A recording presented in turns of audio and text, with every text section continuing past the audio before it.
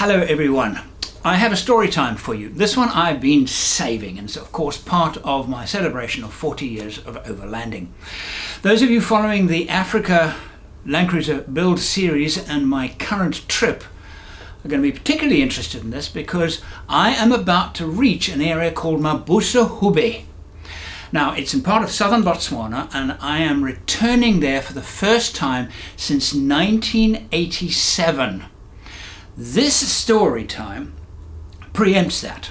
This story is about my very first trip there, and it stands today as one of the most memorable. It was an amazing, amazing adventure. This is my story, and welcome to Storytime. It's 2024. That means 40 years that I've been exploring the world's most remote places in four-wheel drives, in association with the Overland Workshop. It is April 2024. The sun is just rising over the Mabuasehube Game Reserve in southwestern Botswana. I last came to this area in 1987, and of course then almost none of these roads existed. There was one main road that travelled from Hukunsi down to Chabong. The journey started in May, the same time of year, 1987. I was driving my white Range Rover. It was a suffix A. My friend had his Range Rover. His was a suffix B, 1973 model. And Tony, I will be mentioning Tony quite a bit. He had a 1958, 59, 60, 61, 62, 63, somewhere around there, 2A Land Rover Series 2, short wheelbase. The trip started at the Kutsi Game Reserve. Now here's a beautiful picture of the three vehicles on Kutsi Pan. At the time, of course, at Kutsi, no entrance fees. It was just open. We just drove in, we found a place to camp, and we camped. But we decided to cross the Kalahari using the cut lines. Now the cut lines at the time, this whole area was crisscrossed by a mosaic, if that's the right word, of roads. North, south, east, west, in a 50-kilometre grid. And the tracks were straight through the bush. Absolutely straight through the bush. And this was done, if I remember correctly, in 1963, or thereabouts, during Botswana's search for oil. Needless to say, they didn't find any. They did find a few other minerals, but no oil. It was principally to find oil. And we were going to drive these tracks. From Kutsi, we left Kutsi, drove along its southern border, and then our idea was to head to an intersection of the Hukunsi-Chabong Road north of the Mabuasehube Game Reserve. That was our goal. So we would literally measure on our Odos, on our cards. Remember, this was not a time of GPS. We didn't even have detailed maps. I think we had some 1 and 250, which I suppose were reasonably detailed, if I remember correctly, but I don't remember clearly. The primary navigation was to plot our course and know that we were going to arrive north of Mabuasehube. This was one hell of a trip. Now, I remember on the early days, the Land Rover, because it had the higher payload, he had, if I remember correctly, he had 15 leaves on each of his back springs. The thing was so completely oversprung, it wasn't funny. Anyway, we loaded cartons of beer, which we bought in Botswana, on the roof. It was me, our friend Dudley, who was driving with me. There was my mate Mark. You've seen him in some of my 40-year celebrations videos. There was Sarah, Mark's sister. There was Jonty, who much later married Sarah. And there was that all? And then, of course, there was Tony and... Oh, I'm going to get into trouble for this. Tony and his wife. Forgive me if you watch this video. Tony's wife. Why can't I remember your name? Okay, I'm getting old. Okay, so there's my excuse. So this was the crew in 3 vehicles. We decided, because the Land Rover had by far the better payload, it would carry the beers on the roof. I was the back of the convoy on one stretch, and I saw what I thought was a beer, and I was driving along. I thought I saw a beer lying on the ground, and it wasn't open. Then I saw another one. It definitely wasn't open, so I slammed on the brakes. I said, we're losing beers. And Dudley jumped out, grabbed the beer, and I raced through the bush, flat out, and picked up beers. All our priorities out of the window. Get the beer. And hooting, and I could see this Land Rover, 4 beers, ping, off the roof, and they would land on the ground. Because the shrink wrapping that we had used, well, that came from the shops, was just shaking with the vibration, and the beers were popping out. So we redistributed the beers into my car and eventually more into Mark's car when we caught him up. Then the first of the many breakdowns, all with the 2A.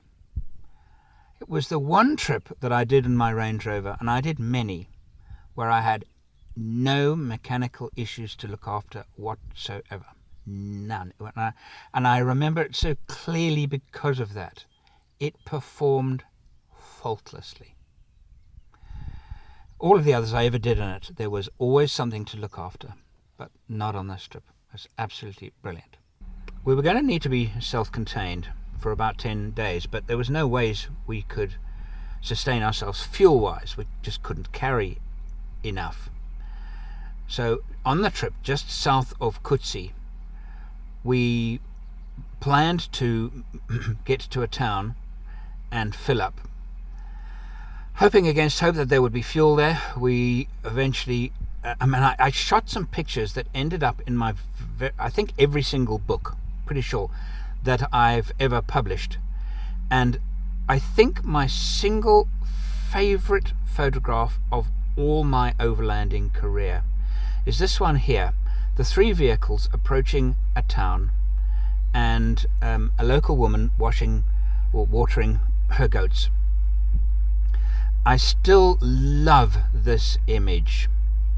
There's something quintessential overlanding about it, and it's the spirit of what we were doing on that particular journey. I absolutely love it. Obviously, wild camping, we would literally at 4:30ish start looking for a nice tree and park ourselves underneath it. I slept most nights on the roof rack of Mark's Range Rover. Mine didn't have a roof rack. I was just carrying an extra spare tyre, which I actually didn't need. Now thinking about that, did have a mechanical issue with the Range Rover, and that was with the load bars. They started damaging the roof, so I had to do a bit of work. We would put these load bars in and put ordinary hose pipe with a split down it to protect the roof rack, and it was wearing through, so it turned out not to be ideal material for that use. At the fueling point, I took some of the most memorable pictures of us decanting from a fuel can. The petrol was in 45-gallon drums. We had to siphon it from the petrol into their measuring container, which was 18 litres. We weren't allowed to fill it to 20 litres. We were only allowed to fill it to 18 litres. So we sat with a calculator adding up 18 litres per fill. Filled up all the tanks, filled up both Range Rovers and all Jerry's but one. But one because we had taken all of their fuel from them. That was it. It would just have to be enough. But we were reasonably confident that it would be. I was carrying 4 jerry cans. In fact, I think all of the vehicles were carrying 4 jerry cans each, if I remember correctly. Might have been 3. Anyway, it was a lot of petrol, straps down in the back of each car. We then headed off and tried to find the cut lines. The following day, we were interrupted on one of these cut lines by a convoy of vehicles. In the middle, it was a military convoy, but in the middle of this convoy, there was a white 4-door Range Rover with Botswana flags on the bonnet. And the flags indicated dignitary of some kind. Turns out that it was a Botswana government minister.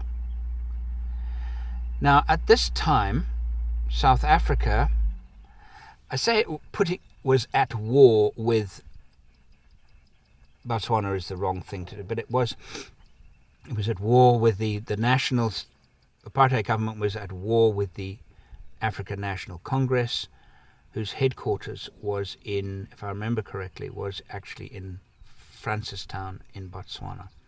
But anyway, what the South African Defence Force would do is would make raids to try and infiltrate those centres in Gaborone, the capital city, and Francistown, which was quite a distance from us. And they would cause mayhem and invade a foreign country and attack a foreign country. This is what they would do. Astonishing that they did this, but this is what they would do. Yeah, as you can imagine, a party of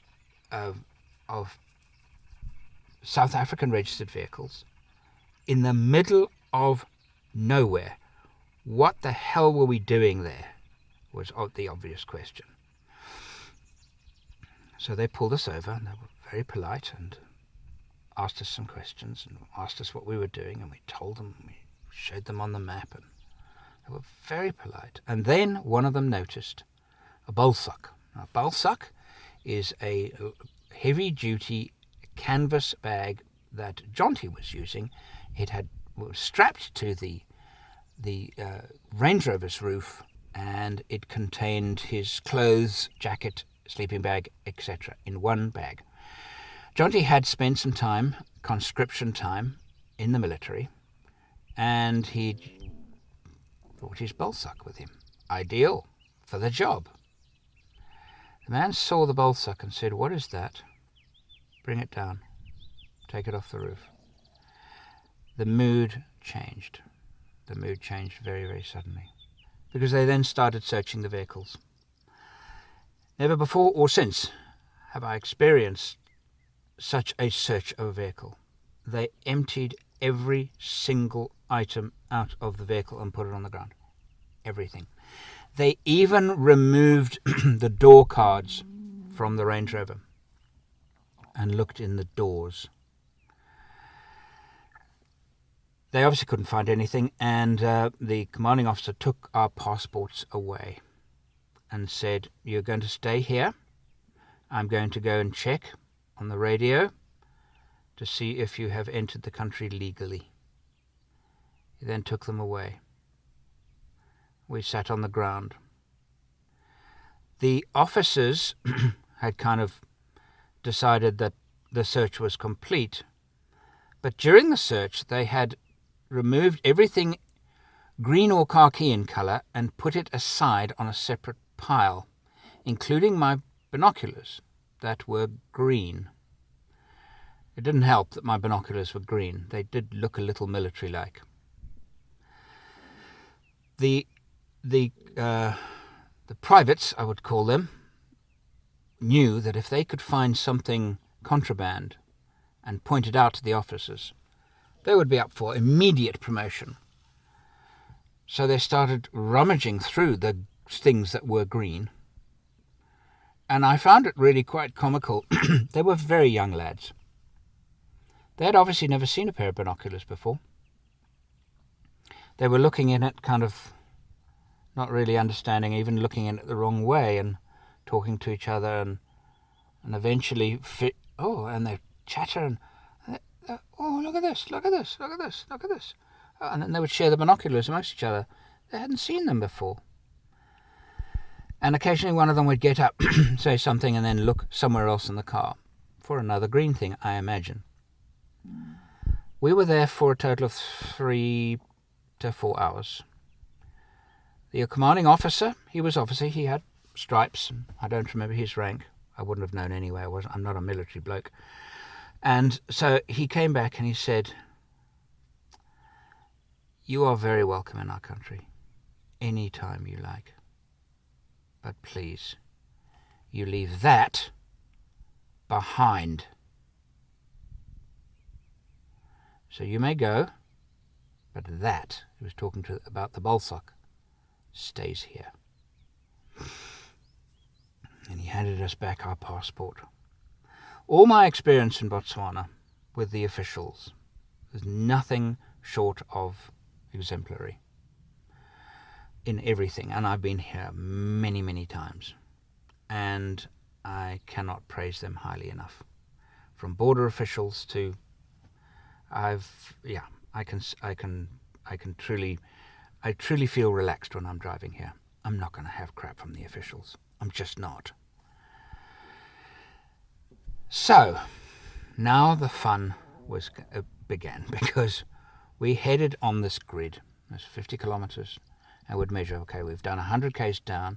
We need to go 50. Now we need to do at least 100 west, and then so we can hit the road. And it was fantastic. Sometimes the sand was really, really thick. Sometimes you had days, but very similar to yesterday's drive. Very similar. Quite a good track. Almost dead straight through the desert. And we eventually hit the north-south road. Each of our campsites, we made a fire. And we couldn't carry fresh meat, because nobody had a fridge. Our beers were not cold. They were quite warm, actually. We carried our water in... Do they still sell wine in boxes? I don't think I've seen it. But these were wine boxes or fruit juice boxes, and inside the box there was a bag. It looked like tinfoil with a tap on it. And that's how we carried most of our water. Because the great part about those was, once they're empty, you throw them in the bin. They needed a lot of flushing to get the water to be good. And they could be scattered all over the car. You found a space.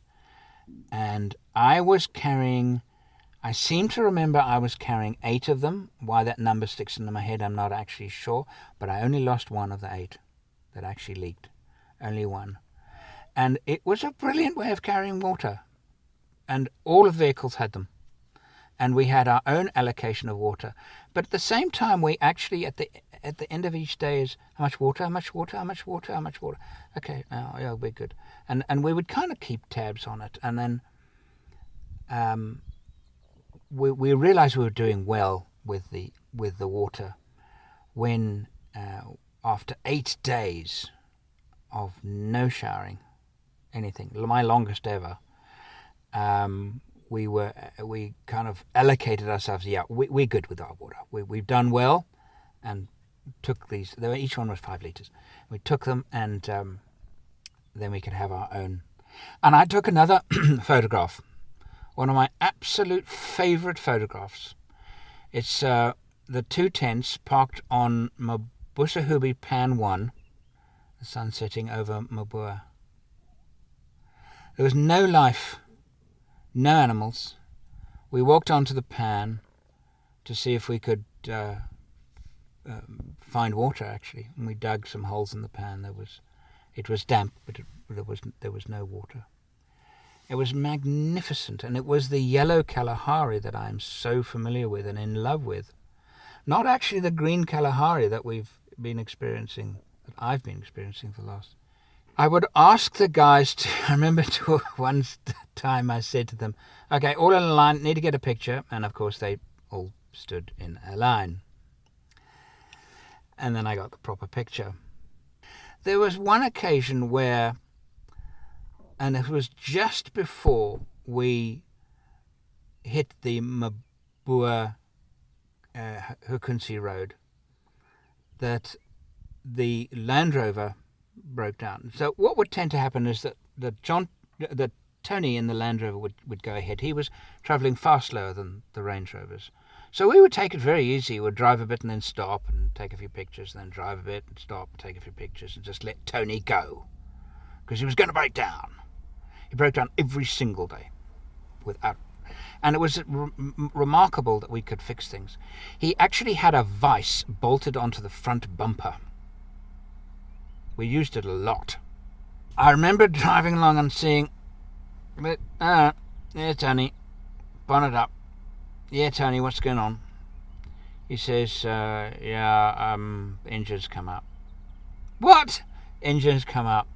He hadn't tightened, because he'd recently done a lot of work on it, including, I believe, replacing the engine, or rebuilding the engine. But anyway, he hadn't put it back properly, because the engine had climbed out and moved forward enough, and the radiator fan had hit the radiator and chewed some holes in it.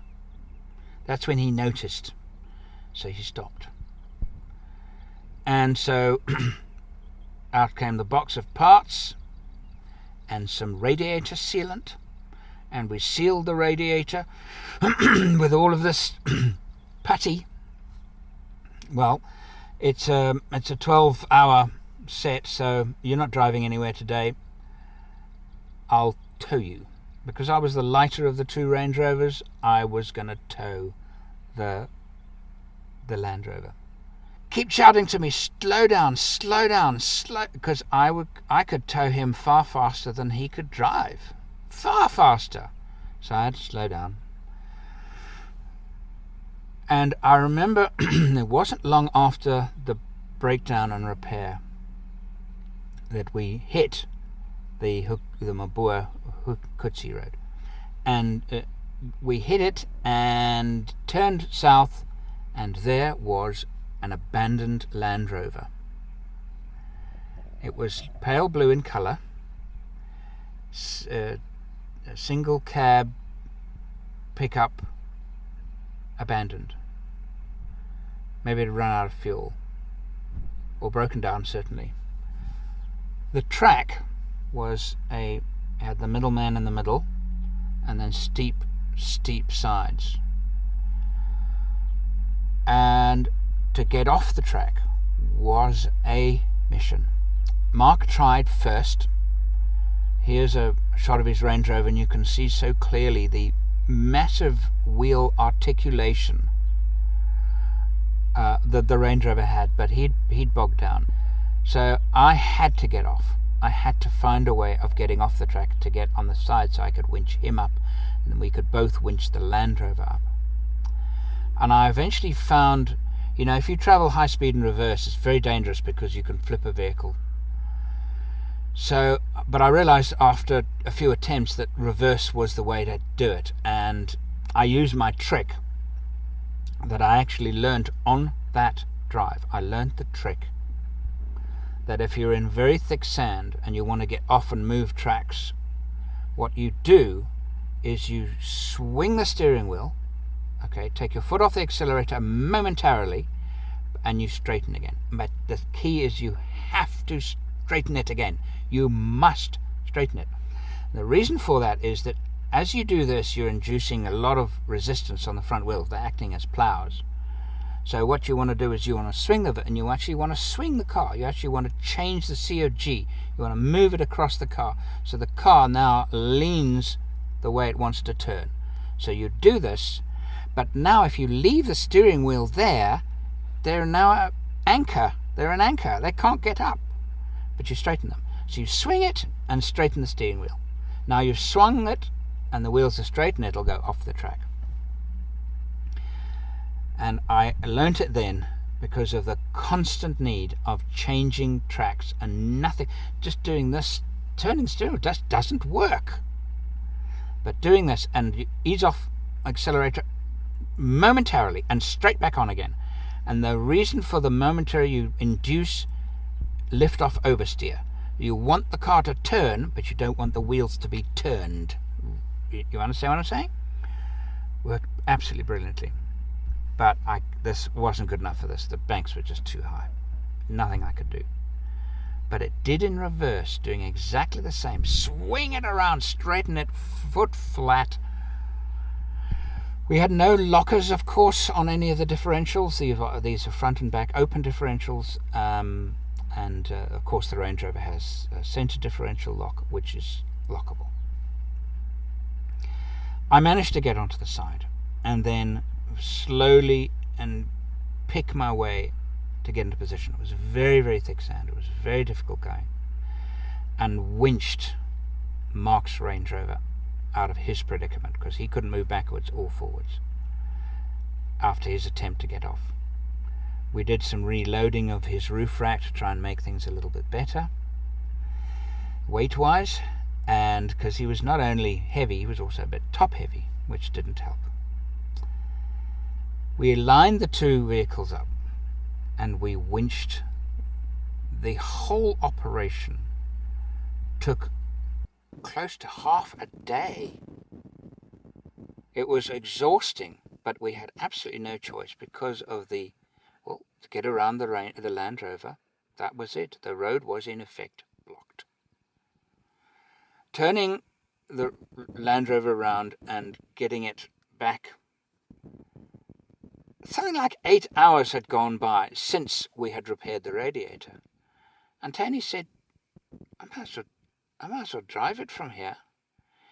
We would have needed to. There's no ways that Land Rover could have gotten off that track. So the winching operation was by no means a waste of time. And we did that. We winched it off and he restarted. Everything looked good. And we drove to Mabuasehube National Park. We found the turnoff, the exact track that we travelled yesterday. It was thick sand. Yesterday was easy. There was probably 2 kilometers of really thick sand, and my entire drive on the way to Mabua, which was, of course, the day before yesterday. It was easy. It was so easy, really. Because of the traffic, they're maintaining the roads now. In a way, it's sad, but in a way, it's good. And Mabuasehube, of course, now is very well controlled. I couldn't get in on this trip. They said that all the campsites were full. So those days were better days. And we arrived at Mabua. And Mabua is, and this is, as I said, my first time visiting there since 1987. The second night, or afternoon, we were there. We camped there for 2 or 3 nights and then headed south home. It was the end of our trip. Tony said, let's go looking for aardvark. Now, aardvark is my favourite animal. My favourite animal in the whole world is the aardvark. And it is an anteater. It digs burrows in the ground that are very deep and can swallow a wheel. So it's the one danger of driving in this bush is that you will park in an aardvark hole. And they're sometimes very big and very deep. He said, let's go look for aardvarks. And it was just Tony and myself. And he said, yeah, nobody else wanted to go. I don't know why, but anyway, I think they were out walking on the pan or whatever. Let's go look for aardvarks. We drove in his Land Rover, me sitting in the front, and we saw one. Unbelievable. We were so lucky. They are so elusive, so shy. We saw one not that far away. And I didn't have a camera with me. I didn't have any lenses at the time. I remember I'd had a break-in my house and I'd lost some lenses, so I shot the entire thing with my one remaining lens. And the reason why it survived is that Gwyn, who was my girlfriend of a very short time then, I'd only known her for a few months, but I'd loaned her my camera with a 24mm lens on it, and that hadn't been stolen. And so I used that same camera and lens. It was a Leica R3 with a Elmaret 2.8 24mm lens. Absolutely beautiful lens, and I shot everything with that lens. What can you do? So, the aardvark, magnificent. Man, that was worth it. That was so worth it. Very excited about that sighting. Drove back to camp. Wasn't a far drive, 10, 20 minutes, I guess. And I started hearing some hissing, and I said to Tony, "What's that hissing?" She ignored it. And I said, "No, Tony, that hissing is..." It was this raw hiss. It's getting louder and louder and louder and louder. We'll have a look at it back again. I think he was so used to noises that he was no longer perturbed. We arrived, and I said, "Tony, leave the engine running. Let me jump." I jump out. I open his bonnet. And what confronts me, I cannot believe my eyes. I shout to Tony, "Tony, you're definitely running rich." "What do you mean?" "Come and have a look." The carburetor had come off, and the engine was still running. It was the 4.25 4-cylinder petrol Land Rover engine. Crude things, but this is why they were so good for the Land Rover. The inlet manifold hole is, this big? There are 4 bolts, and 3 of them were gone, and the entire carburetor was being held on by just 1 bolt. And it had rotated, leaving fresh air to be sucked into the inlet manifold. That stops an engine, but it didn't with this one, because the carburetor was running so rich, it leaned out the mixture enough for it to probably run better. I kid you not, the car was still running, even with the carburetor, and it was probably 1/3 off, so 1/3 fresh air, and that was the hissing noise, air being sucked directly into the cylinder head through nothing. And we put it back, and we found some spare nuts and bolts or whatever it was, and that was a repair. It was one of the most epic trips of all my career, because there were no comforts. Even the chairs weren't comfortable. We were good mates, and it was a fantastic trip through unbelievably wild and remote country. We had no communication with the outside world at all. None. If we had, I wouldn't have done that trip solo. No, that would be silly. Not then, not with, I'm not as remote now. I'm remote now, but I have backup. There, in that area, no backup, none at all. But we kept that Land Rover going, and it survived the trip, and we all got home safely. Dudley mentioned, he said, "Andrew, you're very quiet in the evenings. During the day you're with us, but you seem to escape into your own world when the sun goes down. What's going on?" I said, "It's a woman." "Tell me about it." And I said, "No, her name is Gwyn." "Yeah, I think she's the one. And I think I know why she's the one. I can't stop thinking about her. I just can't stop." That's a good sign, yeah? He said, yeah. You're probably right. Hope you enjoyed the story. See you next time.